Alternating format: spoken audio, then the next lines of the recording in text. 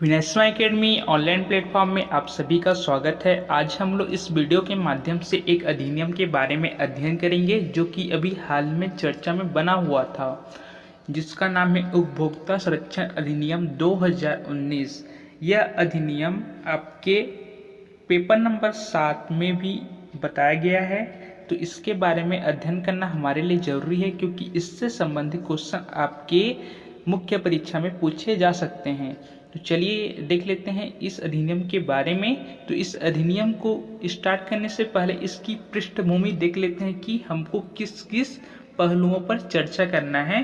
तो इसमें अधिनियम की विशेषता के अंतर्गत उपभोक्ता की परिभाषा, उपभोक्ताओं के 6 अधिकार, राष्ट्रीय उपभोक्ता विवाद निवारण आयोग, उपभोक्ता विवाद निवारण आयोग का क्षेत्राधिकार, मध्यस्थता और अन्य पहलुओं पर भी इस वीडियो में चर्चा करेंगे।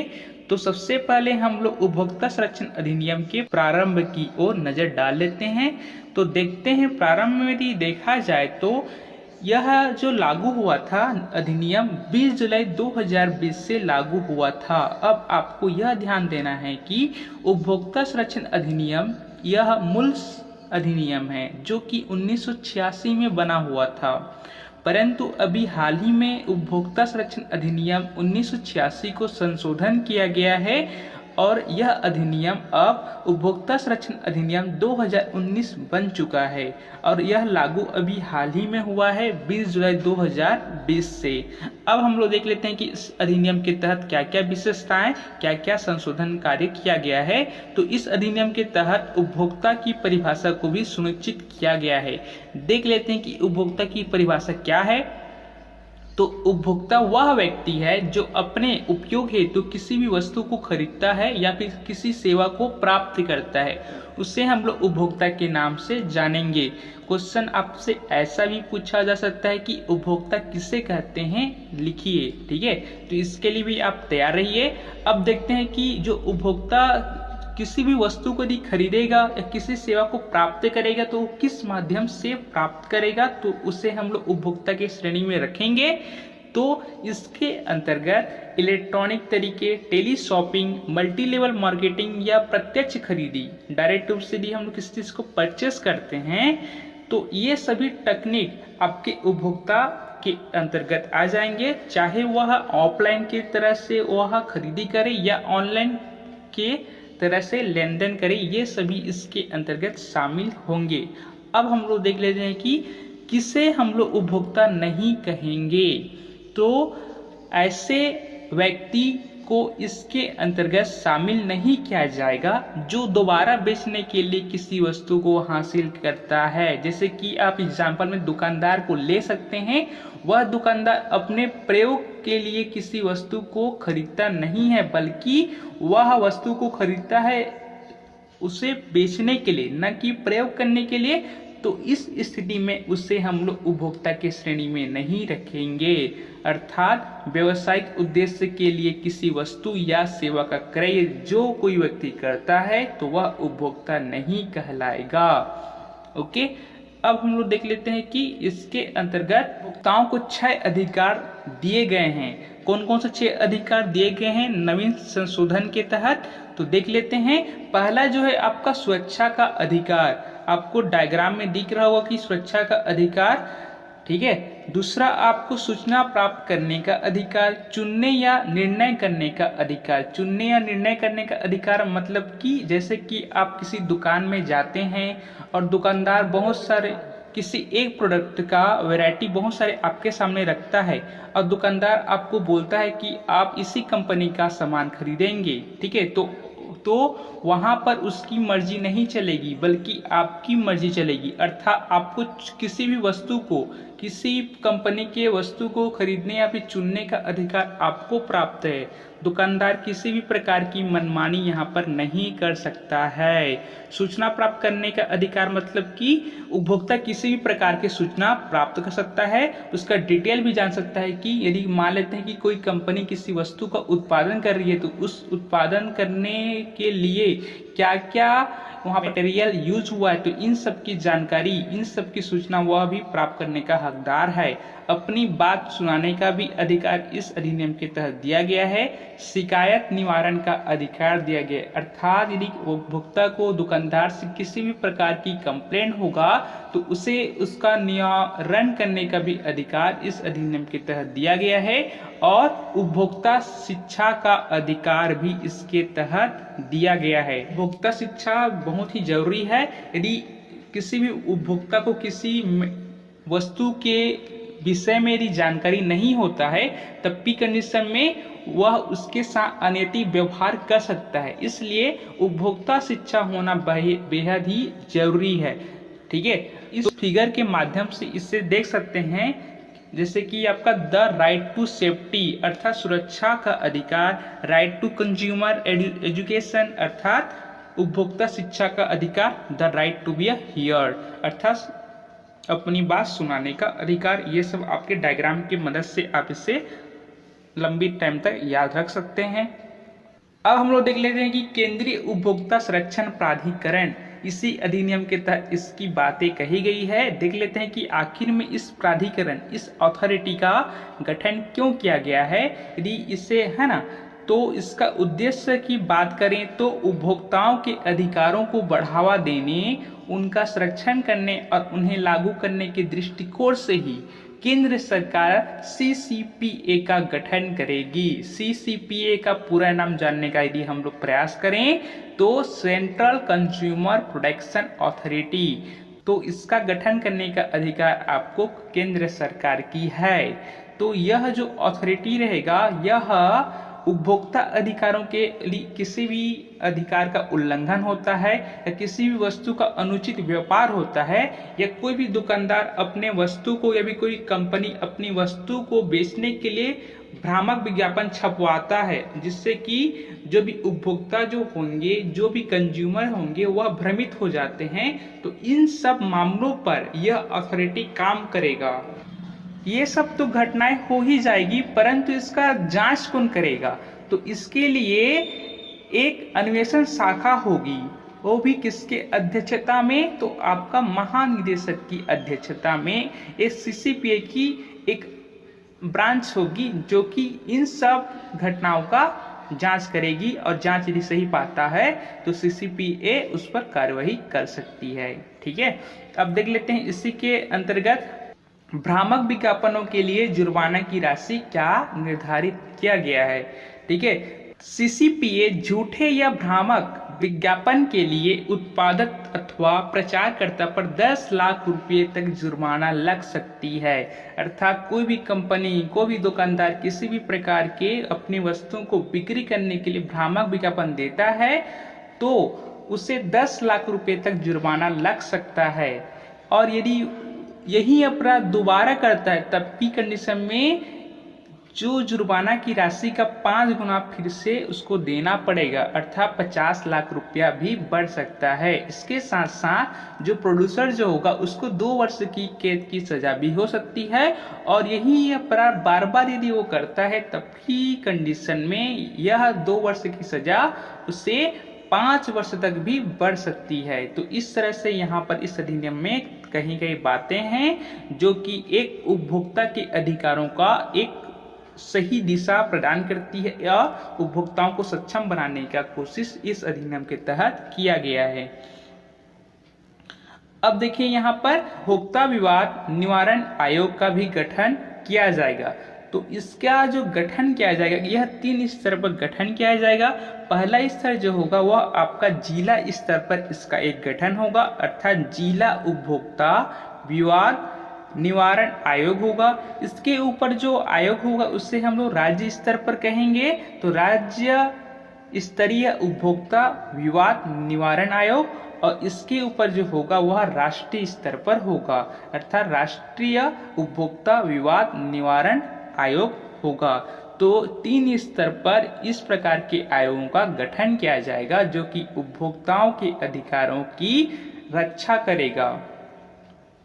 अब हम लोग देख लेते हैं कि ये जो आयोग है उन पर शिकायत किस मामलों में किया जा सकता है। तो इसकी बात करें तो अनुचित और प्रतिबंधित तरीके का व्यापार, अर्थात कुछ ऐसे चीज का व्यापार कर रहे हैं जो सरकार के द्वारा बैन किया जा चुका है, फिर भी उसका यदि हम लोग व्यापार करते हैं तब की कंडीशन में कंज्यूमर यह बात इस आयोग के समक्ष शिकायत दर्ज करवा सकता है। दोषपूर्ण वस्तु या सेवाएं अधिक कीमत वसूलना या गलत तरीके से कीमत वसूलना, अर्थात यदि कोई भी वस्तु है जिसकी कीमत प्रिंटेड है उस प्रिंटेड से भी अधिक कीमत वसूलता है तब की कंडीशन में भी व्यक्ति आयोग जाकर शिकायत दर्ज करा सकता है। ऐसी वस्तुओं या सेवाओं की बिक्री के लिए पेश करना जो जीवन और सुरक्षा के लिए जोखिम परक हो सकती है, अर्थात जानलेवा भी हो सकती है, तो इस तरह के वस्तु या फिर सेवाओं का भी यहाँ पर बिक्री करना एक प्रकार का अवैध आप कह सकते हैं। तो इन सभी संदर्भ में आप आयोग में शिकायत कर सकते हैं। अब यहाँ पर देख लेते हैं कि अपील की बात भी यहाँ पर कहा गया है। यदि जिला उपभोक्ता विवाद निवारण आयोग के किसी भी आदेश से यदि कोई भी व्यक्ति संतुष्ट नहीं है तब यह जो अपना अपील कर सकता है वह राज्य उपभोक्ता विवाद निवारण आयोग पर अपील कर सकता है। उसी तरह से यदि राज्य उपभोक्ता विवाद निवारण आयोग के आदेश से यदि आप संतुष्ट नहीं हैं तब आप राष्ट्रीय उपभोक्ता निवारण आयोग के पास जा सकते हैं, अपना शिकायत पुनः वहां पर दर्ज करा सकते हैं। और यदि आप राष्ट्रीय उपभोक्ता विवाद निवारण आयोग के आदेश पर यदि आप पुनः संतुष्ट नहीं हुए तब आपका जो अंतिम रास्ता होगा वह आपका सुप्रीम कोर्ट होगा, और सुप्रीम कोर्ट का जो भी निर्णय होगा वह क्या होगा, सर्वमान्य निर्णय होगा। इसके ऊपर आप नहीं जा सकते हैं। ठीक है। अब देखिए इसी के साथ साथ यह भी बोला गया है कि यदि अनुचित कॉन्ट्रैक्ट के खिलाफ यदि आपको शिकायत करना है तब आप शिकायत कहाँ कहाँ कर सकते हैं, तो आप शिकायत एक तो राष्ट्रीय उपभोक्ता विवाद निवारण आयोग के पास कर सकते हैं, दूसरा आप राज्य उपभोक्ता विवाद निवारण आयोग के पास कर सकते हैं। कब? जब आप किसी अनुचित कॉन्ट्रैक्ट के खिलाफ शिकायत कर रहे हैं तब। तो इन दो आयोगों के पास ही आप शिकायत दर्ज कर सकते हैं। ठीक है, तो इन दो आयोग को आपको ध्यान देना है। ठीक है। अब देखिए यहाँ पर कि उपभोक्ता विवाद निवारण आयोग का क्षेत्राधिकार क्या क्या यहाँ पर सुनिश्चित किया गया है। यदि हम लोग बात करें जिला उपभोक्ता विवाद निवारण आयोग का, तो यह ऐसे मामलों पर अपनी आदेश जारी कर सकता है जिसमें वस्तु या सेवा की कीमत 1 करोड़ रुपए से अधिक नहीं हो, तो ऐसे मामलों पर यह अपना कार्यवाही कर सकता है। उसी तरह से राज्य उपभोक्ता विवाद निवारण आयोग ऐसे मामलों पर अपना आदेश दे सकता है जिसमें वस्तु या सेवा की कीमत 1 करोड़ से लेकर 10 करोड़ रुपए से अधिक ना हो, तो इस तरह से यहाँ पर बॉन्डिंग किया गया है।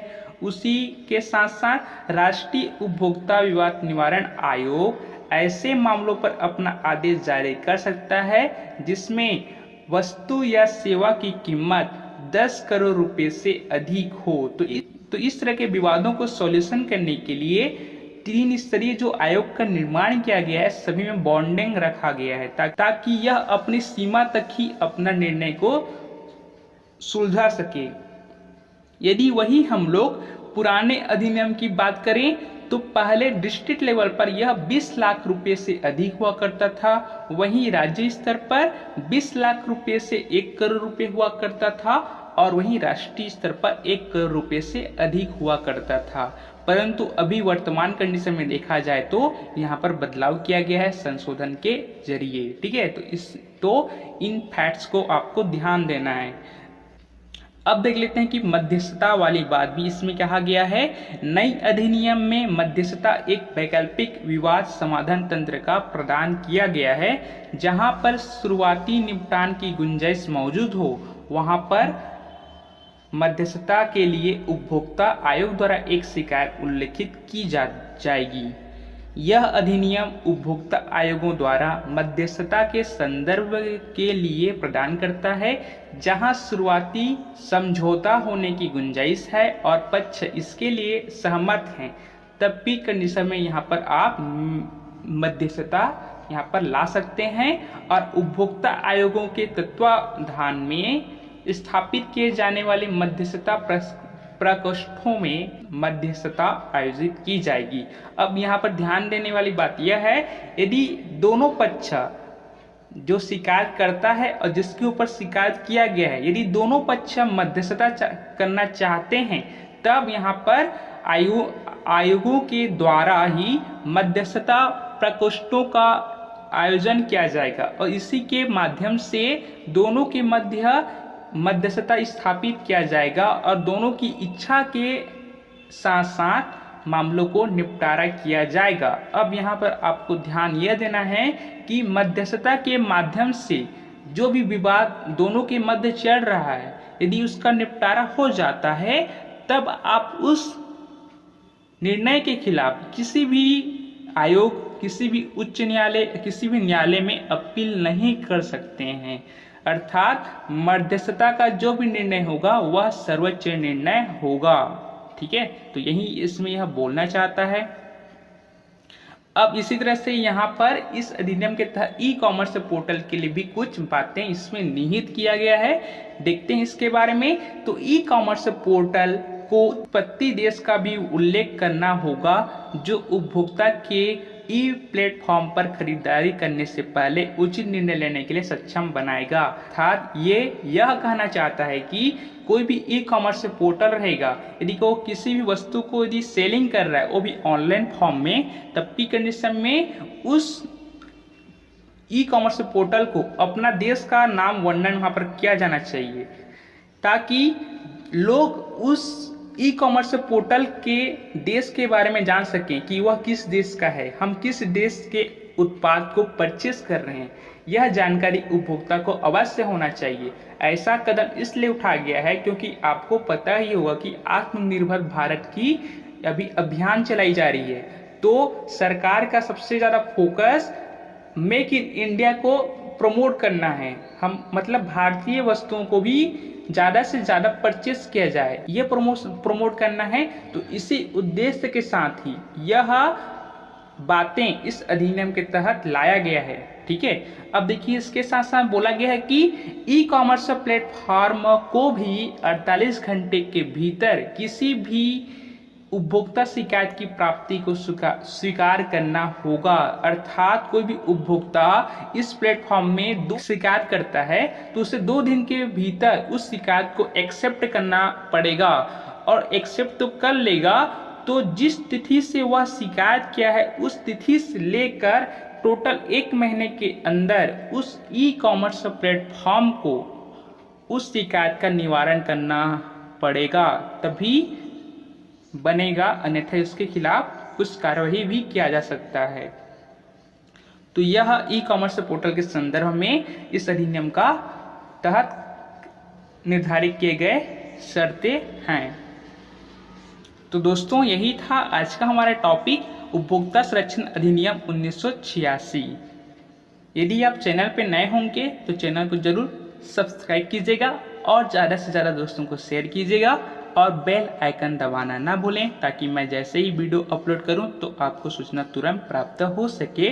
और अपना प्रतिक्रिया कमेंट में अवश्य बताएं। तो आज के लिए इतना ही, बहुत बहुत धन्यवाद, थैंक यू।